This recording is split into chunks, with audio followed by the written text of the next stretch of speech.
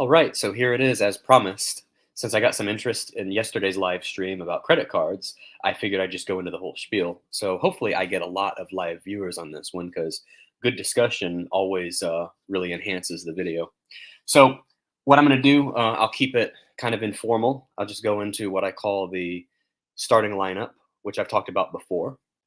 Um, so in the starting lineup, there's about 7 credit cards. Two of them are U.S. Bank. One of them is Wells Fargo.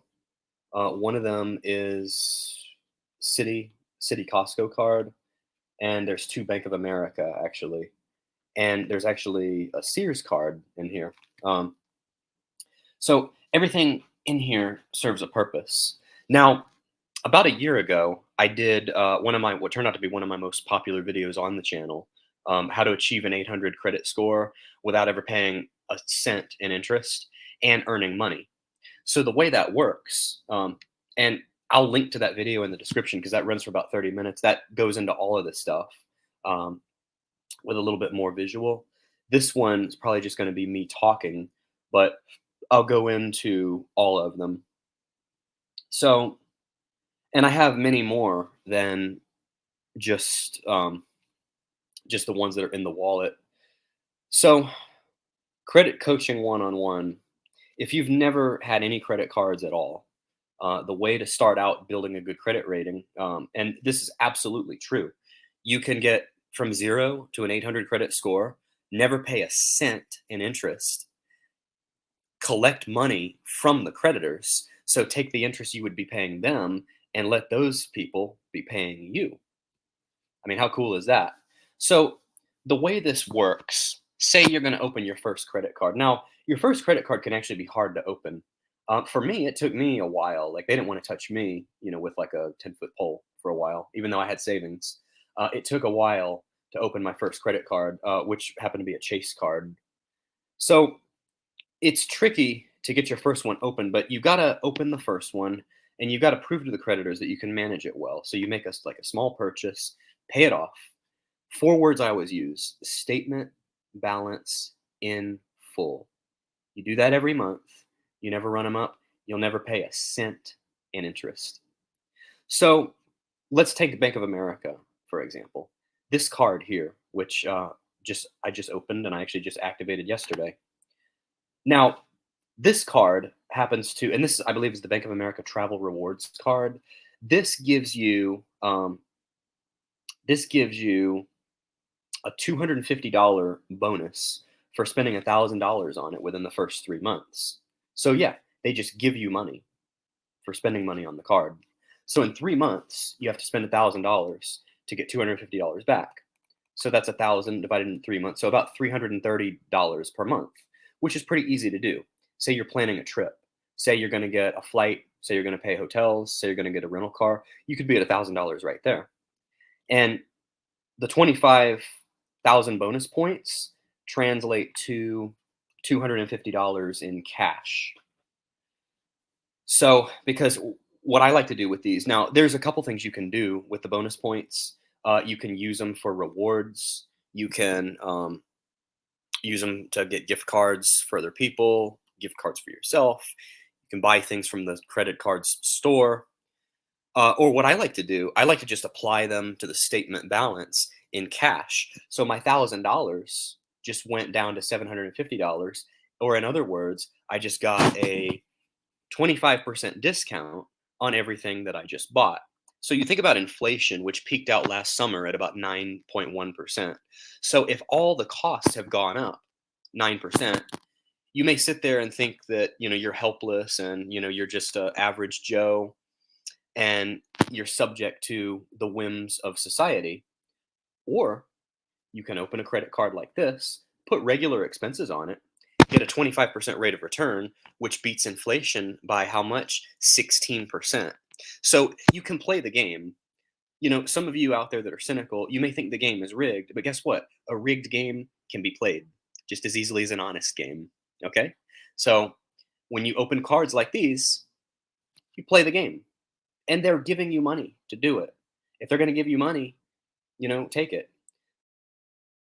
So that's the gist of the strategy. But like I say, everything in here serves a purpose. And it looks like my internet's running a little slow, but everything in here in this wallet serves a purpose. Now we'll go on to the City Costco card. And that one, unfortunately, puts the number on the front. So I'll just show, because I'm not going to do a screen share. I'll just kind of show what it looks like. That's what it looks like. It's a City Costco card, which can also serve as your membership card. So those of you who are Costco members, if you pay the higher membership, you get 2% back on everything in the store. If you have the City Costco card, you get 2% back on all merchandise in the store, and you get 4% back at the gas pump. So think about how all the gas prices were astronomical over the last summer, and they're still higher now than they were 2 or 3 years ago, considerably. So you think about that, you're spending more money on gas. Say you spend like $300 on gas a month, and you get 4% back. That's $12 in cash that you didn't have before, just for using the card. So you're actually getting cash rewards just for using credit cards. So there are some people that love cash, or they love using their debit card. I quit using my debit card a long time ago because I said I get nothing for it. Why would I use it? And not only that, but some merchants actually give you an extra. They charge you a fee as though you were using a credit card just to use your debit card, even though your debit card is not a credit card. They'll still tell you that it runs through the Visa system, which I think is a crock of crap. And I've even walked out of places for that before. But needless to say, I haven't used a debit card probably in like 6 or 7 or more years. Everything's on credit cards. And really, this strategy, I feel, is a genius strategy. It can completely turn around your financial situation. If you follow the strategy, you'll have no debt, because the strategy does not allow you to run up your cards. It only allows you to spend what you can pay every month. So if you're going to spend $1,000 a month on a credit card, you better be ready to pony up $1,000 when that statement balance comes due. Because what will happen when the card starts out, the card is at zero. The card is at zero, right? Like this Bank of America card. You open this card. This is the second Bank of America card, by the way. This is the Bank of America Cash Rewards card. So when you open the card, the balance, it starts at zero because you haven't spent anything. When you spend your first $1,000, at the end of that statement cycle, that statement balance is going to be $1,000. Now, what a lot of people do, and I'm not trying to judge anybody, but this mentality just will never make sense to me. And some of you may think I'm a jerk for saying that, but you know what? Some of us need some hard coaching. But the mentality of, okay, there's $1,000, and then you make the minimum payment. Do you realize what the interest is on these credit cards? And a joke that I make when I get asked, "What's your interest rate on your credit card?" I say between 1.5% and 5%, and I get asked, uh, "How's your interest rate so low?" And I'm like, "So low? I thought that was high." And then it turns out we're talking about two different things, because typically the APR on the card is anywhere from 18 to 24%, and that's what they're talking about. So when they hear 1 to 5%, they're thinking, "Whoa, how do I get that?" And I'm thinking, I want to get it higher. When I hear them say 18%, I'm like, how do I sign me up right now? Can I get a credit card that pays me 30%? And I'm not saying that to be braggadocious or anything, but that's how you have to look at it. The interest rate, the only interest rate you should care about on a credit card is the rate that they're paying you. And if you pay the statement balance in full, little secret, you'll never pay any interest ever. But people that make the minimum payment, or say they only pay $50 a month because they're thinking a poor mindset, this is all I have, well, then you shouldn't have run up the card to begin with. Sorry to say, but you shouldn't have run up the credit card to begin with. I know we all want to have fun and this and that and live for today, but if you don't have the money to pay it off, you shouldn't have spent it. So, and I know that credit cards allow us to do that. That's the thing. Our society is very debt oriented, very dependent on debt.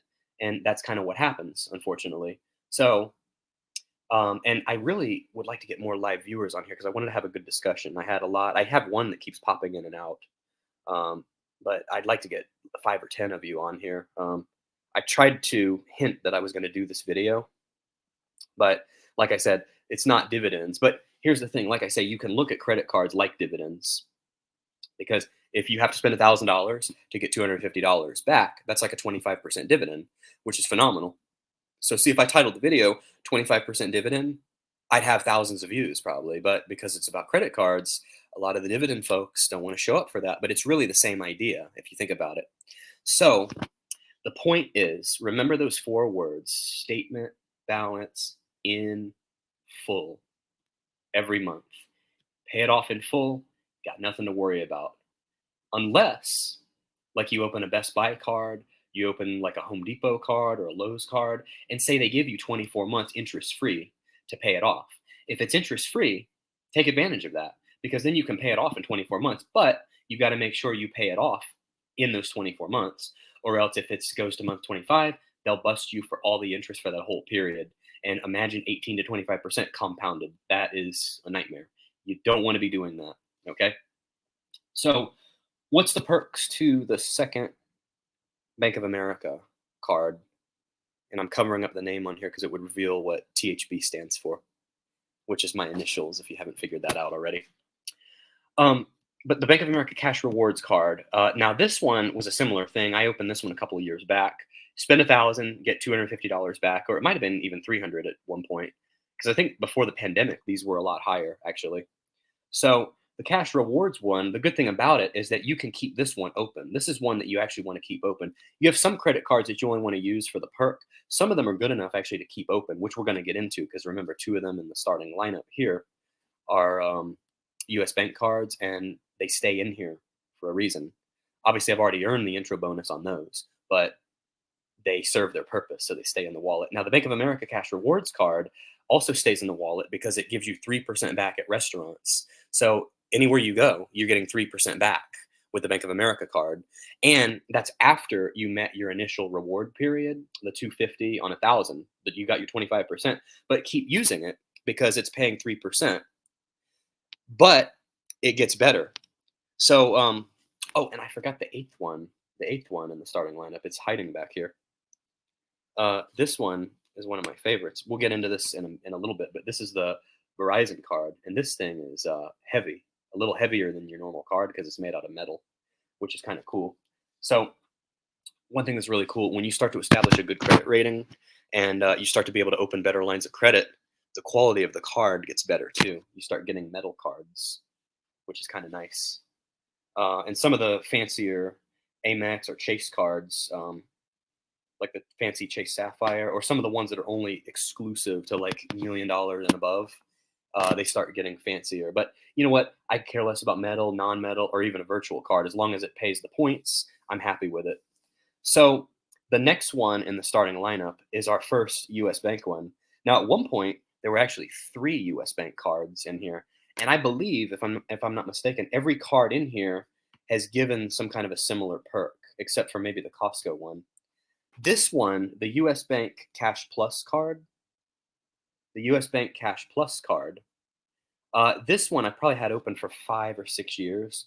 Now, this one gives you a similar reward. It's probably 250 on 1,000 or something like that, or it may be less.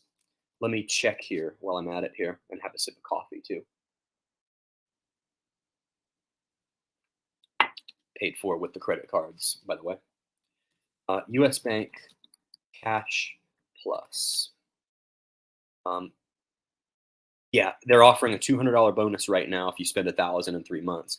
But this is one that you're going to keep going a lot longer, because this one you get to pick 3 categories every 3 months. You can pick, for me, I pick restaurants, I pick internet service providers, and then I pick, well, there's 2 restaurant categories. There's dine-in restaurants and there's fast food restaurants. So it's kind of a game, but a lot of your quick service restaurants, there's more of them that they consider quick service than you might think. There's actually Chipotle is considered quick service, Moe's, I mean, a lot of places like Panera, like places that you wouldn't think of as fast food places, are considered quick service. So you can apply those and you get 5% back after you've met the initial promo period. You can you can keep using this card and get the 5% because you're picking that category. So that's really, really phenomenal. 5%, what I say to the CD lovers out there, and of course CDs, like the disc used to stand for compact disc, but I call it, it should be called a CR, compact returns, because the returns are so low, they're compact. So another joke of the day there. But with that being said, so the US Bank Cash Plus card, 5%, and I look at this like my CD because that's my 5% that I get on everything I spend. And that's about what a CD would pay anyway.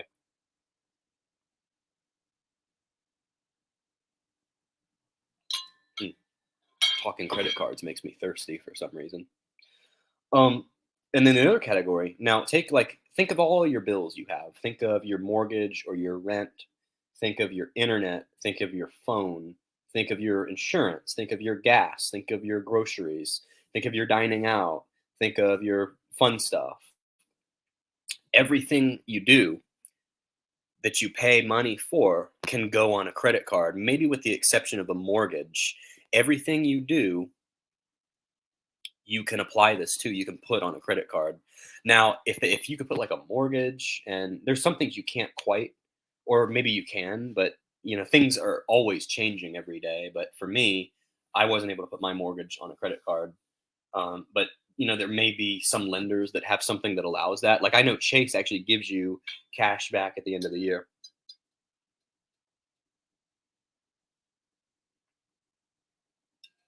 So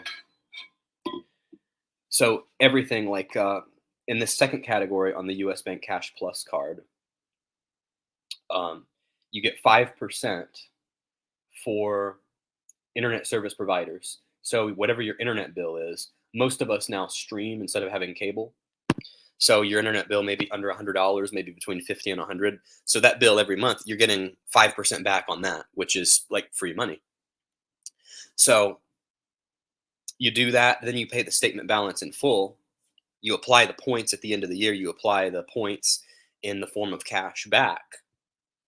And the cool thing, if you're already doing a good job with your bills, you probably already have a deal with your internet service provider, or you may be on like a 2-year thing or something. So you may get a deal already, and then you get cash back on top of it. So you can really, there are a lot of ways to shave points and save money when you really think about it.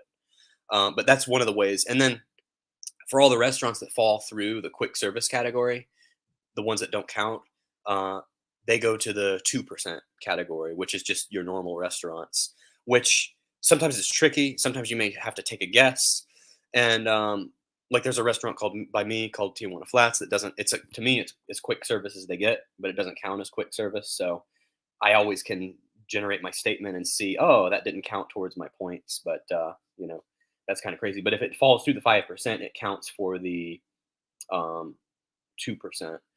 But even better than that, our next US Bank card, and I'm kind of disappointed that I'm not getting live viewers here. I was hoping you all would show up today. You know what I'll have to do? I'll have to bait you in with a dividend video and then change the subject midstream. That's probably what I'll have to do, kind of like what I did yesterday, because I did kind of talk about this yesterday. So looks like this isn't going to work out. So I'll have to bait you all with a dividend topic and then segue into what I really want to talk about. That's how it's going to have to be. Otherwise, I guess I'm not going to get the viewership. But anyway, the next US Bank card is a US Bank Go card.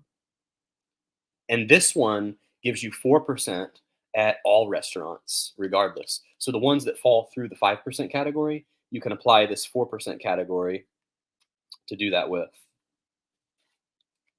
And that's everything. So, and this one, I believe, had a same thing, a $250 bonus offer if you spend $1,000 in the first 3 months. So I got that on this one. Now there's another one which is not in the starting lineup because it actually charged a fee. I had to downgrade it, but it was called the US Bank Altitude Go Connect card, which gave a $500 bonus for spending $1,000 in the first 3 months, which that's like a 50% rate of return. That's the best one I've ever seen. That's why I'm such a fan. Awesome. Yeah, you showed up. All right. I'll show your comment here. So you made it. Yeah, we're trying to get some of the fans we had on yesterday because I said I'd do the credit card video. So I'm going to keep it going as long as possible. I'm probably on the fifth one, and I'm going to talk about 8 or 10 of them. But yeah, so the US Bank Altitude Go uh, gave a $500 bonus for spending $1,000, but there's an annual fee of $95. But 50% rate of return, I mean, that's, you can't beat that on a credit card for spending money. They're paying you half of what you spent back. But just make sure in that case that you either downgrade it or close it before you get charged the fee to avoid the fee. And notice no Amex in the starting lineup because I've had my issues with Amex. I think I got one or two bonus offers from them, but they screwed me out of two other ones. And I won't even get into that. To me, they're a dishonest and unethical company, and I would never open another card with them. I hope Warren Buffett buys them, like I said yesterday. Now, so that's it for US Bank. But the next one is a Wells Fargo Cashwise, and it's this yellow card here. Now, this one, I think it's the same thing, 250 if you spend $1,000 in the first 3 months. So again, 25% rate of return. And then the good thing about it, this is the core competitor to Capital One, the Capital One Quicksilver card, which I also have. That one, both of them, after your promo period, you get 1.5% on all purchases. So this one, if you're out and about somewhere and you're just going to buy something at a open market or whatever, or you're at the mall, wherever you are, you're just going to buy something. This is like your default card. This is the one you use. Every one of them is like a tool that serves a different purpose. But if it's not food, if it's not gas, if it's not like a phone bill or internet or something like that, if it's one of the fall through categories, then you use the US or you use the Capital One or the Wells Fargo one. Now, there's a couple other Wells Fargo ones that I'm probably going to open in the future. There's one I did called the Propel card. I think that one partners with Amex. That was the one that got me into trouble with Amex because I tried to do another one and it was in under a year. So, but that's another story. Amex should have been more upfront with me on that. And it was a Wells Fargo card anyway. So,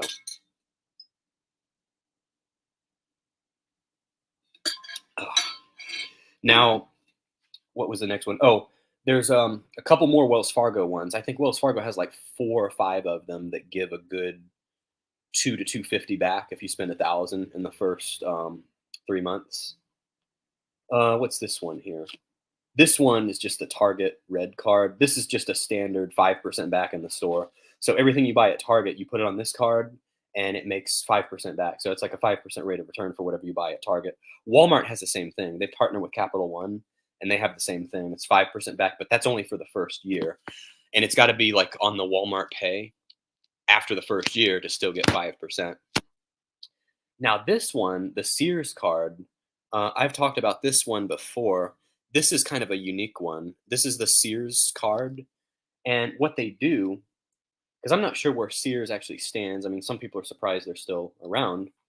But what they'll do, they'll give you these random bonus offers. Like if you spend $1,000 in a month, all of a sudden they'll give you like 7,500 points, which translates to like $75.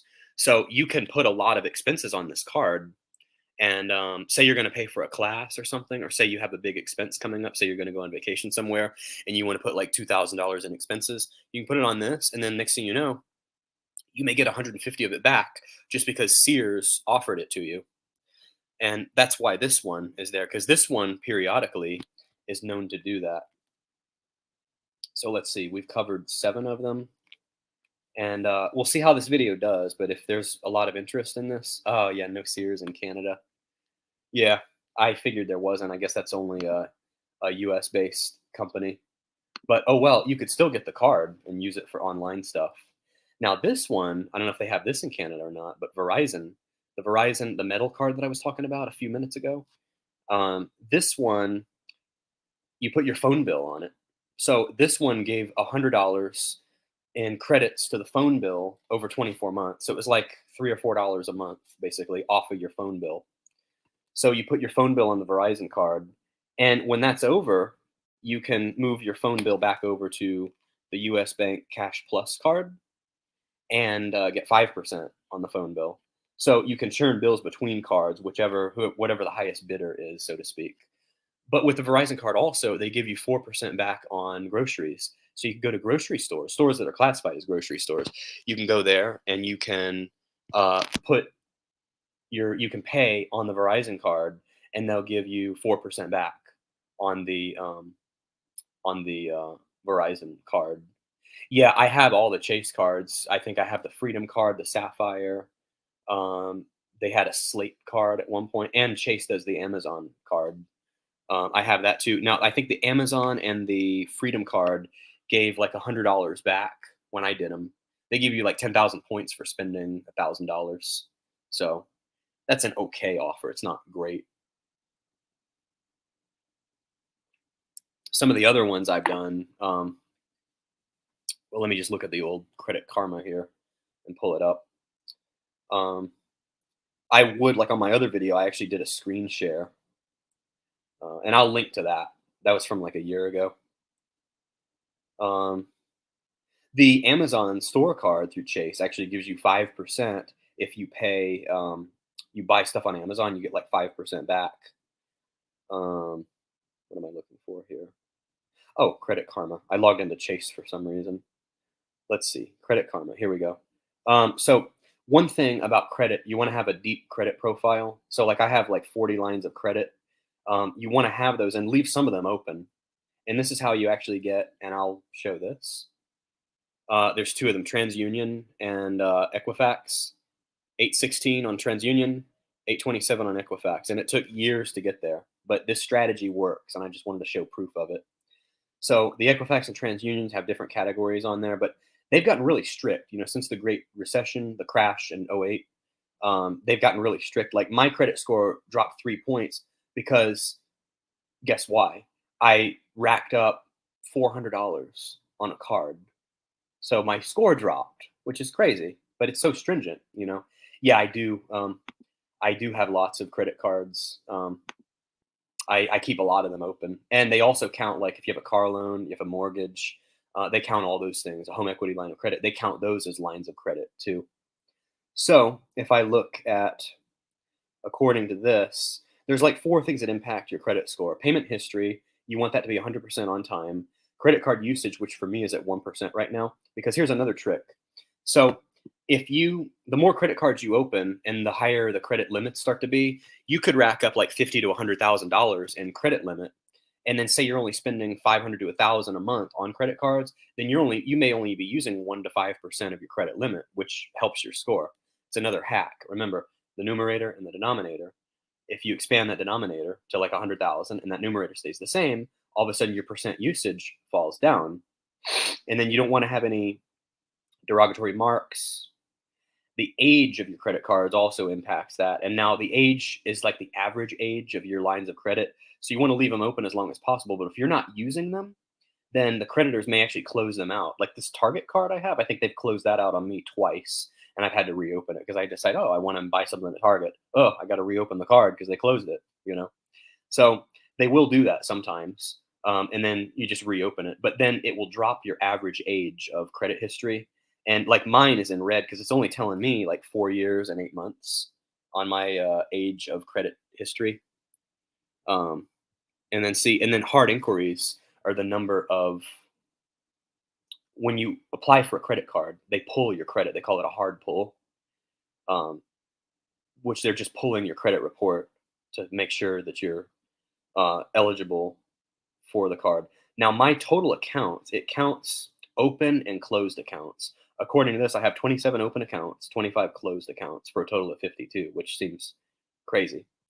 But if I look at all accounts, let's see. I went over US Bank, Costco. There's only certain ones I use, which basically the ones that you saw in the starting lineup are the ones I use. Wells Fargo, US Bank, Verizon, Chase card, which is the Amazon store card, Capital One. I have an Amex open still, Blue Cash every day. I actually have two of them. Now, what I was doing last summer, because gas in the United States got really high, I opened up like a Chevron card. I opened up like an ExxonMobil card. I opened cards at different gas stations because they were giving you like a crazy rewards for using their gas pumps. And then have Capital One, Wells Fargo Propel, Amex Custom Cash. Not Amex, but Bank of America. I don't know why I keep getting those two mixed up. Hilton Honors, that's the last Amex one that burned me. I didn't get the bonus offer from them. TD Bank. This is another good one. I think they gave me 150 for only spending 500, which would translate to a 30% return because that would be like $300 off of 1,000. Regions Bank, which is only regionally, I think, hence the name. That one gave a good. I think that was 400 for spending 1,000. And then yeah, US Bank. I have a Best Buy card also. And then closed accounts. Had a USAA card at one point, had a Discover card, had some Bank of America ones closed, have a bunch of Amex ones closed, Lowe's card, and some others. So, yeah, you want to have a lot of them open. And like I said, this game really never gets old. I mean, there's so many credit cards out there. There's so many banks. There's so many credit unions out there. There's so many financial institutions that just give money away for doing this. And the same strategy applies, and I'll do this one too, which I've done before. It's one of like my 10 side hustles. I'll link to that video I did about a year ago. But checking account churning is another one. And I've probably done 4 or 5 of those. Same exact strategy as the credit cards, just with checking accounts. You meet the criteria, you can get anywhere from $300 to $500 per account. So you could do this every year, and you could make another $1,000, $1,500, $2,000 doing this, or doing the credit card thing, or both. So that's the gist of that. Didn't quite get the audience I was expecting this evening. I was looking for much more of a discussion, but I appreciate Paul Varden for showing up here. A shout out to you. And I've got 2 other live viewers that haven't said anything yet. I don't know if the cat's got your tongue or what, but feel free to comment on here. And I had one viewer that kept popping in and out, but I was hoping to get much more viewership on this because I said I would do it. But, I do appreciate those of you who did show up. And hopefully, for those of you who didn't show up, hopefully you'll be able to catch this on the flip side. And let's see. We'll do this comment here. How long can you keep a card open until you close them off? Oh, you can keep it open. I let them close the cards for me. I don't close any of them unless they have a fee. So if they have a fee, you keep it open for the first year until the fee comes. And then right when that fee is going to come, close that thing out and be done with it. So yeah, you do that. And the ones with no fee, just leave them open as long as you can until they decide to close them out for you. So anyway, yeah, that was a good session. Like I said, was hoping for more of an audience, but it is what it is. I'll link to my other video in the description on credit cards. I've done a couple of them. Thank you all for tuning in, and have a good evening and take care. Oh, and we will get back to the regularly scheduled dividend ETF series tomorrow because I know that gets a lot of views. And I'll try to do the podcast tomorrow too. So we might do what I call an emergency podcast based on the SIVB situation. So keep an eye out for that. Thank you all so much for tuning in. For those of you that did, for those of you who didn't, catch you on the flip side. And thanks again.